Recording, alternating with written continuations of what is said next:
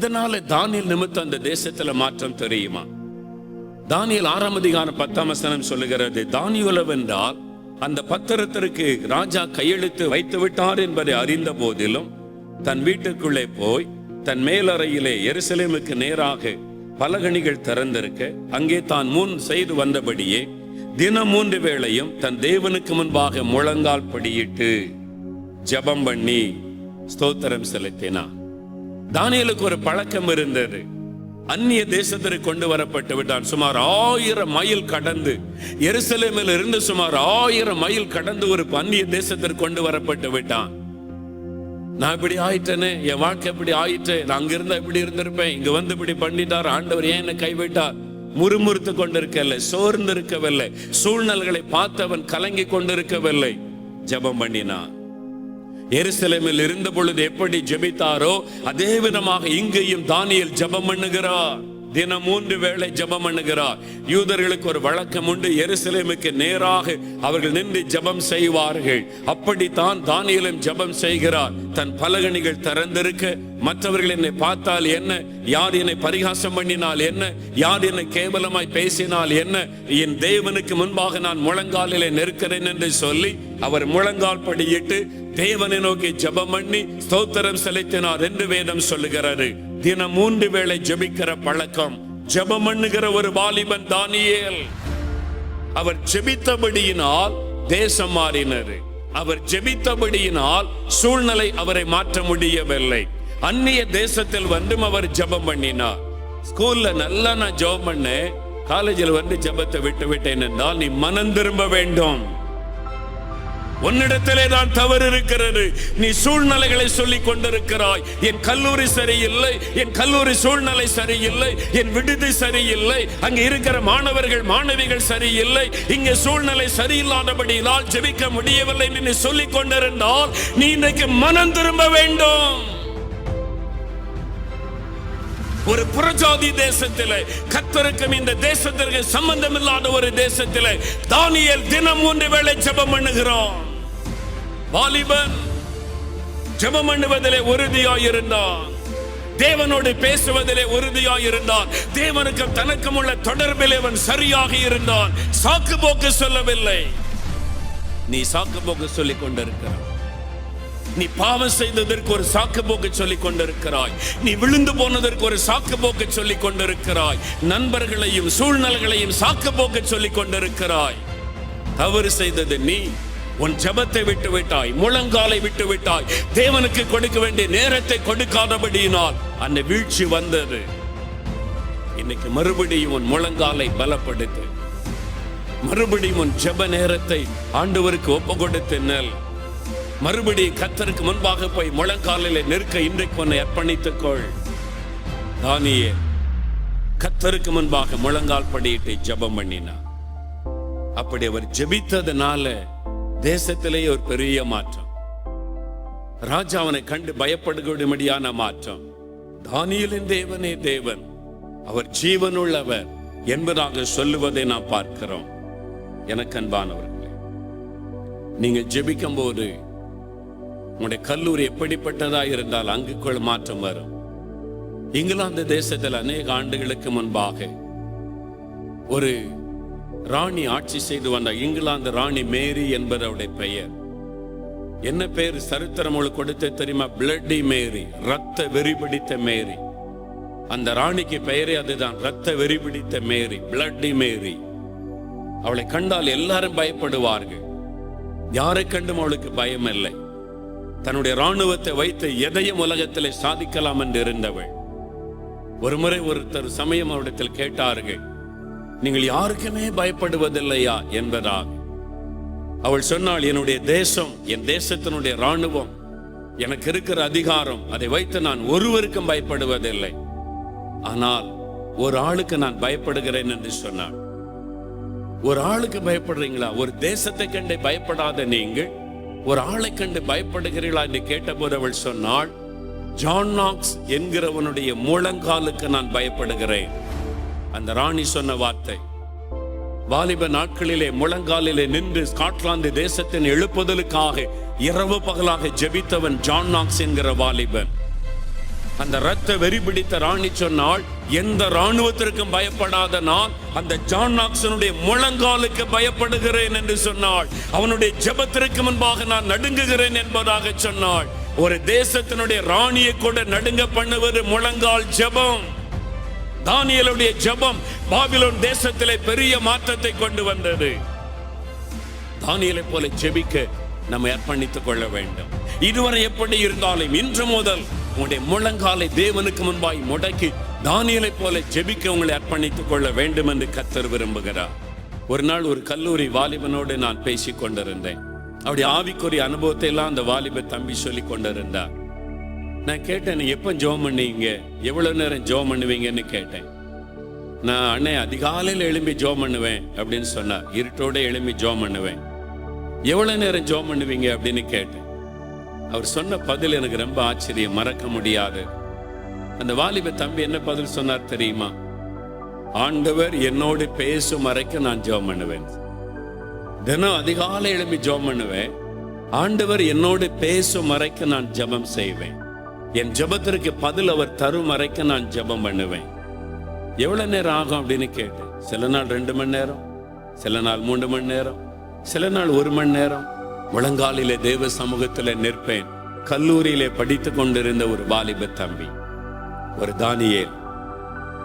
எனக்கு அன்பானவர்களே, அந்த ஜெபம் ஒரு பெரிய வல்லமையான காரியத்தை அந்த வாலிப தம்பியினுடைய வாழ்க்கையிலே கொண்டு வந்தது. நான் அதை பார்த்தேன் நேரடியாக. நான் 14 வயசுல என் வலதுகால் செயலற்று இருதய வீங்கி நொண்டியா மரணப்படுக்கையில படுத்திருந்தேன். இங்கதான் பாடி, இங்க வில்லிவாக்கத்தில் இருக்கிற சிங்காரம்பிள்ளை ஹைஸ்கூல்ல தான் அப்ப நான் படித்து கொண்டிருந்தேன், 9வது வகுப்பு. அப்பதான் நான் பாதிக்கப்பட்டு ஹார்ட் என்லார்ஜ்மெண்ட், இருதய வீங்கி விட்டது, வலதுகால் செயலற்று விட்டது, காலை அசைக்க முடியாது, மரணப்படுக்கை. டாக்டர்ஸ் எல்லாம் கைவிட்டுட்டாங்க. எந்த நேரத்திலும் இவன் மரித்து விடலான்னு சொல்லிட்டாங்க. மரணப்படுக்கையில எங்க வீட்டுல படுத்திருக்கிறேன். அப்போ ஒரு வாலிபன் பாடியில் இருக்கிற லூகாஸ் டிவிஎஸ் கம்பெனியில வேலை செய்து கொண்டிருந்த சாமுவேல் என்கிற ஒரு அண்ணன். அப்போ ஒரு வாலிபன், அந்த வாலிபர் என்னை பார்க்க வந்தார். எங்களுக்கு குடும்பத்துல ஃப்ரெண்டு பழக்கம், அவ்வளவுதான். நமக்கு தெரிஞ்ச குடும்பத்துல ஒரு பையன் இப்படி வியாதியோடு இருக்கிறான்னு சொல்லி பார்க்க வந்தார். அப்ப நாங்கள் இந்துக்கள், இயேசுக்கு எங்களுக்கு சம்பந்தமே இல்லை. என்னுடைய தாயார் அவரை பார்த்து சொன்னாங்க, என் மகனை எல்லாரும் கைவிட்டுட்டாங்க, அவனை இறந்துருவான்னு சொல்றாங்க, இயேசு கிறிஸ்துவிட்ட ஜெபம் பண்ணுவியான்னு அழுதார்கள். என் கண்ணீரை பார்த்த உடனே இந்த வாலிபன் உடனே, எனக்கு ஒரு பெரிய பாஸ்டர் தெரியும், பெரிய ஊழியக்காரர் தெரியும், அவரை கூட்டிட்டு வர்றேன், அல்லது அவனை கொண்டு வாங்க, அங்க கொண்டு போகலாம், அப்படிலாம் ஒன்றும் சொல்லலை. அவர் சொன்னார், அந்த வாலிபன், நான் ஜெபம் பண்றேன், நான் மரணப்படுக்கையில் இருக்கிறேன், சின்ன ஒரு தலைவலி வயிற்று வலி அல்ல, மருத்துவர்கள் கைவிட்டு நான் மரித்து விடுவேன் என்று மரணத்தை நோக்கி என் வாழ்க்கை போகிறது. அந்த வாலிபன் என் படுக்கையின் அருகிலே முழங்கால் படியிட்டு தன் கரங்களை உயர்த்தி ஜெபிக்க ஆரம்பித்தார். அந்த ஜெபம் பண்ணி கொண்டிருக்கும் போது இயேசு அந்த அறைக்குள்ளே கடந்து வந்தார். இயேசு என்னை தொட்டதை நான் உணர்ந்தேன். என் மரணப்படுக்கை மாறி நொண்டியாய் கிடந்த நான் உடனே எழும்பி நடக்க ஆரம்பித்து விட்டேன். ஒரு அற்புதமான சுகம் எனக்கு உண்டானது.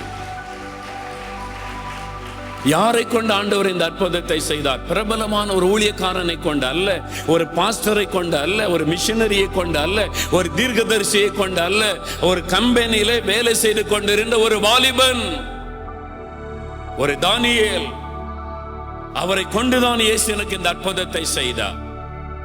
நான் சுகம் பெற்ற பிறகு பல நாட்கள் அவரிடத்தில் ஆண்டவரை குறித்து அவங்க சொல்லுவதையெல்லாம் நான் கேட்டு இருக்கிறேன். அந்த வல்லமையின் ரகசியம் என்ன என்பதை ஒரு நாள் நான் அறிந்து கொண்டேன். அவங்க சொன்னாங்க, நாங்க எல்லாரும் ஃபேக்டரியில வேலை செய்யறோம், வாரத்துல ஒரு நாள் நாங்க ராத்திரில ஒரு 10 மணிக்கு கூடுவோம், 4-5 பேர் எங்க ரூம்ல கூடி நாங்க ஜெபம் செய்வோம் அப்படின்னு சொன்னாங்க. 10 மணிக்கு கூடி ஜெபிப்பீங்களா? 10 மணிக்கு நாங்களாம் தூங்க போயிருவோமே. நான் சொன்னேன், அந்த நாட்கள் அப்படிதானே, 10 மணிக்கு ஜெபம் பண்ணா எவ்வளவு நேரம் ஜெபம் பண்ணுவீங்க? நாங்க ஒரு 4-5 பேர் ரூம்ல ஜெபம் பண்ணிக்கிட்டே இருப்போம், ஜெபிச்சுக்கிட்டே இருப்போம், ஜெபம் பண்ணிக்கிட்டே இருப்போம், ஒவ்வொருவரா ஜெபம் பண்ணுவோம், எல்லாரும் சேர்ந்து ஜெபிப்போம், ஆவில நிரம்பி ஜெபிப்போமா. ஜெபம் பண்ணி முடிச்சு கண்ணை திறந்தா காலையில 6 மணி ஆயிருக்கும்னு சாதாரணமா சொன்னார். 6 மணி ஆயிருக்கும். உடனே எழும்பி பல்லு விளக்கி குளிச்சு பரவிட்டு வேலைக்கு போயிடுவோம் அப்படின்னார். நான் ஆச்சரியமா கேட்டேன், ராத்திரி 10 மணிக்கு முழங்கால் போட்டு காலையில் 6 மணி வரைக்கும் ஜெபம் பண்ணுவீங்களா? அந்த நாட்கள் 5 நிமிஷம் கூட ஜெபிக்கிறது கஷ்டம். அந்த நாட்கள் எனக்கு ரொம்ப ஆச்சரியம். அப்ப அவருடைய வல்லமையின் ரகசியம் என்ன? முழங்கால். மணிக்கணக்காக முழங்காலில் நின்ற அந்த முழங்கால் ஜெபம். அதனாலதான் அவர் ஜெபிக்கும் போது மரிக்க கடந்த என்னுடைய மரண படுக்கை மாறுகிறது. முழங்காலில் நின்று ஜெபிக்கிற தேவ பிள்ளைகளுக்கு முன்பாக எந்த வியாதியும் இருக்க முடியாது, எந்த மரண கட்டுகளும் இருக்க முடியாது, எந்த சாத்தானுடைய வல்லமையும் இருக்க முடியாது. நீங்க தானியேலை போல ஜெபிக்க முடிய முழங்காலை ஆண்டவருக்கு ஒப்பு கொடுங்க. எனக்கு தெரிந்த ஒரு மகள் கல்லூரியில படிக்கிறாள். சின்ன வயசுல இருந்து எனக்கு தெரியும். ஒவ்வொரு வகுப்புலையும் நான் ஃபர்ஸ்ட் ரேங்க் எடுக்கணும், எனக்கா ஜெபம் பண்ணுங்க. இவ்வளவுகான்னு இருக்கும் போதே சரிம்மான்னு சொல்லி ஜெபிச்சா ஃபர்ஸ்ட் ரேங்க். ஒவ்வொரு வகுப்புலையும் வந்து ஜெபி, அங்கிள் நான் ஃபர்ஸ்ட் ரேங்க் எடுக்கணும், ஜெபம் பண்ணுங்க. ஜெபம் பண்ணி எல்லாம் ஃபர்ஸ்ட் ரேங்க். +2 எக்ஸாம் வந்துச்சு, நான் நிறைய மார்க் எடுத்து பாஸ் பண்ணணும், அங்கிள் ஜெபம் பண்ணுங்க. ஜெபம் பண்ணியாச்சு, ஆண்டவர் மார்க் கொடுத்துட்டார். எனக்கு இந்த காலேஜில் தான் இடம் வேணும். நீ கேட்குறீங்களா? இந்த யூனிவர்சிட்டியில் தான் படிக்கணும், நல்லது. அது மாதிரி இந்த காலேஜில் இடம் வேணும். எதுக்கு அந்த காலேஜில் இடம்? அதுதான் ரொம்ப பிரபலமான காலேஜ், அங்கே படிச்சுட்டு வந்தாலே ஒரு பெருமை, எனக்கு அங்கே இடம் கிடைக்கணும், நீங்கள் ஜெபம் பண்ணுங்க. சரி, ஆண்டவர் தந்துட்டார், போவோம், விருப்பத்தை நிறைவேற்றுவார். ஆண்டவரே மகளுடைய விருப்பத்தை நிறைவேற்று. காலேஜில் இடம் கிடைச்சி இப்போ காலேஜுக்கு போயிட்டு வர, விரும்பினதெல்லாம் ஆண்டவர் தந்துட்டார். சில மாதங்கள் ஆச்சு. ஒரு நாள் வீட்டுக்கு போயிருக்கும்போது, அப்புறம் அடுத்த செமஸ்டர்லாம் வரப்போதில்லை, ஒவ்வொன்றுக்கும் ஜெபம் பண்ணணும். அங்கே எனக்கா ஜெபம் பண்ணுங்க. எதுக்கு? நான் செமஸ்டர்லாம் வரப்போது, ஜெபிக்கணும். சரி, ஜெபிக்கிறதுக்கு முன்னால் அவன்கிட்ட ஒன்று கேட்குறேன், நீ இயேசுக்காக உன் காலேஜில் என்ன பண்ணிக்கிட்டு இருக்க? எனக்கு இயேசுக்காக உன் காலேஜில் என்ன பண்ணிக்கிட்டு இருக்க? உங்களை கேட்குற மாதிரி இருக்கோ? அதுக்கு தான் கேட்க சொல்கிறார் ஆண்டவர். நீ என்ன பண்ணிட்டு இருக்க உன் காலேஜில்? அங்கிள், எங்கள் காலேஜ் வந்து ஹிந்து மேனேஜ்மெண்ட், ரொம்ப ப்ரைவேட், ரொம்ப கடினமானவங்க, கண்டிப்பானவங்க. நான் இயேசு பற்றி சொன்னாலே டிசி கொடுத்து வீட்டுக்கு அனுப்பிடுவாங்க, அங்கே ஒன்றும் பண்ண முடியாது. அங்கே நான் சொன்னேன், இதெல்லாம் எனக்கு சாக்கு போக்கெல்லாம் எனக்கு தேவையில்லை. இயேசுக்காக உன் காலேஜில் நீ என்ன பண்ணுற? அதுக்கு பதில் சொல். சின்ன வயசுலேருந்து நான் ஜெபிச்சிருக்கேன். ஃபர்ஸ்ட் ரேங்க் கூட ஆண்டவரே, ஃபர்ஸ்ட் ரேங்க் கூட ஆண்டவரே, நல்ல மார்க் கூட எல்லாம் ஆண்டவர் தந்திருக்கார்.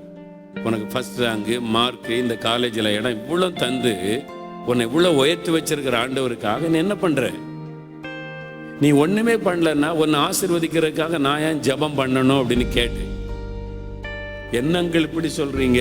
அப்படிதான் நான் கேட்பேன். நான் ஏன் உனக்காக ஜெபிக்கணும்? இயேசுக்காக ஒரு நய பைசாக்கு நீ பிரயோஜனம் இல்லை, நான் ஏன் உன் ஆசீர்வாதத்துக்காக ஜெபிக்கணும்? உன்னால் ஆண்டவருக்கு ஒரு பிரயோஜனமும் இல்லையே, உன்னை ஏன் அவர் ஆசீர்வதிக்கணும்? அமைதியா இருந்தா, இல்ல அங்கள் ரொம்ப கஷ்டம், அங்கெல்லாம் முடியாது, உன்னால முடியாது. ஜெபம் பண்ணியா? ஆண்டவரே, என் காலேஜ் ரட்சிக்கப்படணும், என் கூட படிக்கிற பிள்ளைகள் ரட்சிக்கப்படணும், எங்க காலேஜில் எழுப்புதல் வரணும், நீ ஜெபம் பண்ணியா? நீ உன்னால ஒண்ணும் பண்ண முடியாது, என்னால ஒண்ணும் பண்ண முடியலையே, எங்க காலேஜில் ஏதாவது உமக்காக பண்ணணும் ஆண்டவரே, நீ ஜெபம் பண்ணினியா? நீ ஜெபமே பண்றதில்லை. உனக்காகவே ஜெபிக்கிற, ஞானம் தாரும், ஞாபக சக்தி தாரும், ஃபர்ஸ்ட் ரேங்க் தாரும், சுயநலமாவே ஜெபித்து ஜெபித்து நீ வளர்ந்துட்ட. சுத்தியில் இருக்கிற ஆத்துமாக்களை பார், ஆண்டவர் உங்க மேல எவ்வளவு அக்கறையா இருக்கிறார். நீ என்னாவது செய்யணும் ஆண்டவரே, நீ ஜெபம் பண்ணினியா? நீ கேட்டு. தப்புதாங்க, நான் ஜெபம் பண்றேன், இன்னிலிருந்து ஜெபம் பண்றேன். சரி, அப்படின்னா உன்னை ஆசீர்வதித்து ஜெபிக்கிறவா, நீ ஜெபம் பண்ணிட்டு வந்துட்டு. அப்புறம் சில மாசம் கழிச்சு மறுபடியும் ஒருக்க போனேன். அவங்க வீட்டுக்கு போனா, அங்கே உங்களை பார்க்க ஒரு 3 ஃப்ரெண்ட்ஸை கூட்டிட்டு வந்திருக்கிறேன். யாருமா அது அப்படின்னு. என் காலேஜில் என் கூட படிக்கிற பிள்ளைங்க எல்லாம் இந்து குடும்பத்தை சார்ந்தவங்க. நீங்க தான் அன்னைக்கு என்ன திட்டினீங்கல்ல, அதுலேருந்து நான் வைராக்கியமாக ஜெபிச்சிட்டேன். ஏதாவது காலேஜில் இயேசுக்காக செய்யணும்னு சொல்லி முதல்ல நான் ஜெபம் பண்ணேன். ரூமில் எங்கள் வீட்டிலேயே ஜெபிச்சேன். காலேஜுக்காக கூட படிக்கிற பிள்ளைகளுக்காக நான் ஜெபிச்சேன். ஜெபம் பண்ணிட்டு நான் ஸ்கூலுக்கு போனேன்னா எனக்கு 2-3 ஃப்ரெண்ட்ஸ் கிடைச்சாங்க. அவங்களுக்கு மெதுவாக இயேசுவை பற்றி சொன்னேன், இயேசுவை ஏற்றுக்கொண்டாங்க. இப்போ நாங்கள்லாம் சேர்ந்து எங்கள் காலேஜுக்குள்ளேயே நாங்கள் இப்போ ஜெபிக்க ஆரம்பிச்சிட்டோம். அல்லேலூயா.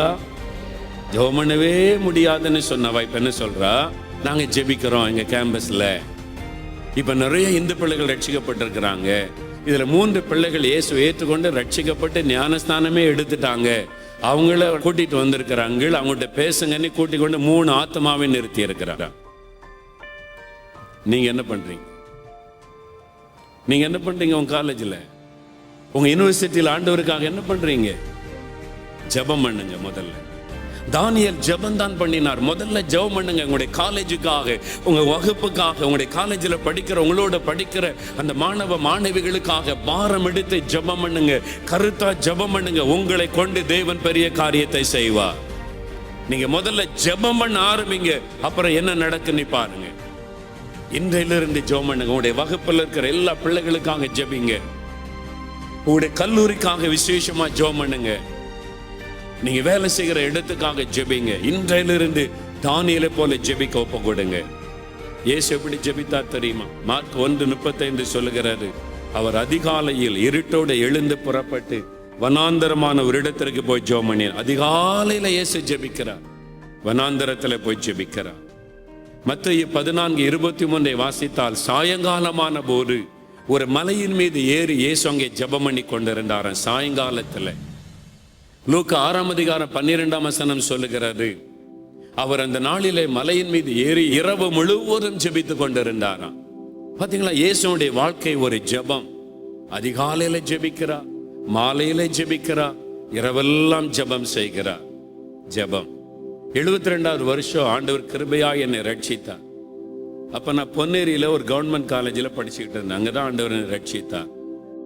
ரட்சித்த உடனே நாங்கள் படிக்கிறதுக்காக மாலையில் வெளியே போவோம். ஒரு ஆறு ஓடுகிறாரு, 4-5 பேர் ஃப்ரெண்ட்ஸ் ஒன்றா சேர்ந்து போவோம். போன உடனே முதல்ல ஒரு ஜெபம் பண்ணிட்டு அங்கங்கே உட்காந்து படிப்போம், வெளிச்சம் இருக்கு வரைக்கும். இருட்டு வந்த உடனே அந்த ஆற்றுல நாங்கள் எல்லாரும் முழங்கால் படிட்டு கூடி ஜெபம் பண்ணுவோம். அந்த பட்டணத்துக்காக பல ஜெப குறிப்புகளை வைத்து ஒவ்வொரு காரியமாக ஜெபம் செய்வோம். இப்பவும் அதை நான் நினைச்சு பார்க்கிறேன். அந்த நாட்களை நாங்கள் சேர்ந்து ஜெபித்த அந்த நாட்களை நினைத்து பார்க்கிறேன். தானியேல் அப்படி ஜெபம் பண்ணினார். நாம் அப்படி ஜெபிக்கணும். தானியேலுக்கு சாத்ராக், மேஷாக், ஆபேத்நேகோ என்ற ஜெப நண்பர்கள் இருந்தாங்க. சேர்ந்து ஜெபம் பண்ணாங்க. உங்களுக்கு பிரேயர் ஃப்ரெண்ட்ஸ் இருக்கணும். வாரத்தில் ஒரு நாளாவது கூடி ஜெபம் பண்ணுங்க. சேர்ந்து தேசத்துக்காக, கல்லூரிக்காக, உங்களுக்காக நீங்க ஜெபிக்க ஜெபிக்க பாருங்க. உங்க மூலமா தேவன் பெரிய காரியத்தை செய்வார். பிரியமானவர்களே, ஆண்டவருடைய வார்த்தை உங்களை தேடி வந்திருக்கிறதில்ல, எழுப்புதலின் செய்தி. தேசத்தில் எழுப்புதல் வர, எழுப்புதலுக்காக ஜெபிக்கிற பிள்ளைகள் எப்படி இருக்கணும்? தானியேல் காலத்தில் எழுப்புதல் வந்ததில்லை. தானியேலையும் அவருடைய ஜெபத்தை ஆண்டவர் பயன்படுத்தினார்ல. தானியேல் வாழ்க்கை பாருங்க, உண்மையாக இருந்தார், நேர்மையாக வாழ்ந்தார். அது மாத்திரம் இல்லை, ஜெப வாழ்க்கையில் ஒரு கிரமம் இருந்தார். தினமும் 3 வேளை ஜெபித்தார். ஆண்டவர் உங்கள்கிட்ட பேசி இருக்கிறார். நம்ம என்றைக்கோ ஒரு நாள் ஜெபிக்கிறோம், எப்போதோ ஒரு நேரம் ஜெபிக்கிறோம், அப்புறம் சோர்ந்து போயிட்டோன்றோம், அப்புறம் டைம் இல்லைன்றோம். எப்படி ஆண்டவர் எழுப்புதலை உண்டாக்க முடியும்? இல்லை, கிரமமான ஒரு ஜெப வாழ்க்கைக்கு உங்களை அர்ப்பணித்து கொள்ளணும். தினம் காலையில் முதல் 1 மணி நேரத்தை ஆண்டவர் கொடுங்க. நாம் தேசத்திற்காக பாரம் கொண்டு ஜெபிக்க, எல்லாருடைய ரட்சிப்புக்காக ஜெபிக்க, எல்லாருடைய மனக்கண் திறக்கப்பட ஜெபிக்க, பிசாசின் கிரியைகள் அழிக்கப்பட ஜெபிக்க, அந்த முதல் மணி நேரம் ஜெபத்துக்காக ஒப்பு கொடுங்க. அது ஒரு பெரிய மாற்றத்தை கொண்டு வர கிரமமான ஜெபம். ஜெபிக்கிறீங்களா? வலதுகரம் வைத்துங்க. கர்த்தர் கிருபை தருவார். தகப்பனே, தானியேலை போல தினமும் ஜெபிக்க, கிரமமாய் ஜெபிக்க, உபவாசித்தை ஜெபிக்க தங்கள் அர்ப்பணித்து இருக்கிற இந்த சகோதரனுக்காய், சகோதரிக்காக, தம்பிக்காக, மகளுக்காக ஜெபிக்கிறேன். ஒவ்வொருவருக்குள்ளும் எழுப்புதல் அக்கினி பற்றி கொள்ளட்டும். தானியேலை போல கிரமமாய், ஒழுங்காய், கருத்தாய் ஜெபிக்க ஒவ்வொருவரை ஜெப ஆவியினாலே கர்த்தர் நிரப்பும். மன்றாட்டின் ஆவியினாலே கர்த்தர் நிரப்பும். அந்த சோம்பேறித்தனம் விலகட்டும் இயேசுவின் நாமத்தினாலே. சோம்பலை கொண்டு வருகிற ஆவி, மந்த நிலைமையை கொண்டு வருகிற ஆவிகள் விலகி போகட்டும் இயேசுவின் நாமத்தினால்.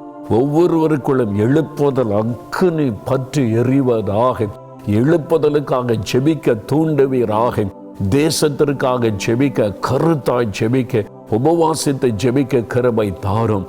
இன்று முதல் ஜெபிக்க பலன் தாரும். சத்துரு கொண்டு வரக்கூடிய தடைகள் விலகி போகட்டும் இயேசுவின் நாமத்தில். ஜெபத்திற்கு காணப்படுகிற தடைகள் மாறட்டும். உபவாசத்திற்கு ஏற்படுகிற தடைகள் மாறட்டும். இன்று முதல் உயிர்ப்பித்து விட்டதற்காய் ஸ்தோத்திரம். தானியேலை போல மாற்றிவிட்டதற்காய் ஸ்தோத்திரம், ஸ்தோத்திரம். இயேசுவின் நாமத்தில் ஜெபிக்கிறோம் பிதாவே. ஆமேன், ஆமேன். பிரியமானவர்களே, கிரமமான ஜெப வாழ்க்கை, ஒழுங்கான டிசிப்ளின்டு ப்ரேயர் லைஃப், அதை காத்துக்கொள்ளுங்க. நீங்கள் ஒப்பு கொடுத்துட்டீங்க, நீங்கள் ஒரு ஸ்டெப் எடுத்து வச்சாதான் ஆண்டவர் 4 ஸ்டெப் உதவி செய்வார். ஒன்றுமே செய்யாத சோம்பேறிகளுக்கு ஆண்டவர் உதவி செய்ய முடியாது. அதிகாலையில் எழும்புங்க, ஆண்டவர்கிட்ட போங்க, உட்காருங்க, துதித்து ஜெபிக்க ஆரம்பிங்க. கர்த்தர் கிருபை தருவார். ஆமென்.